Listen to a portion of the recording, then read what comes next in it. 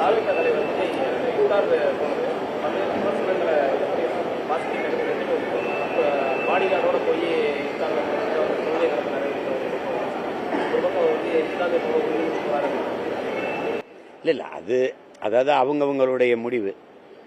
இப்போ நாங்கள் அதை அந்த மாதிரி செய்கிறதுல எனக்கு சொந்தக்காரர்கள் நிறைய இஸ்லாத்தில் இருக்கிறாங்க. அதில் இப்போ நான் சொல்கிறேங்களுங்களேன், எங்கள் மச்சான் எங்கள் அதெல்லாம் எனக்கு நோன்பு கஞ்சி கூட வீட்டுக்கு தான் அனுப்பி வைப்பாங்க. அவங்களுக்கு தெரியும் நான் அந்த ஒரு நாள் தொப்பியை போட்டு நான் வேடம் போடுறது அது இல்லை. உங்களுக்கு ஒரு நாள் இஸ்லாமியம் இல்லை. நான் என் மக்களின் உணவுக்கானவன் இல்லை, அவங்க உணர்வுக்கானவன், உரிமைக்கானவன், உயிரானவன். அதனால அந்த நெத்தியில் திருநீரை வச்சுக்கிட்டு தொப்பியை போட்டு நோம்பு கஞ்சி குடிச்சாலாம் இருக்குது. காட்டவா? அது தம்பி அதை விரும்புறாரு, செய்கிறாரு. அதில் போய் விமர்சிச்சுக்கிட்டு இருக்க வேண்டியதில்லை. அது அவருடைய.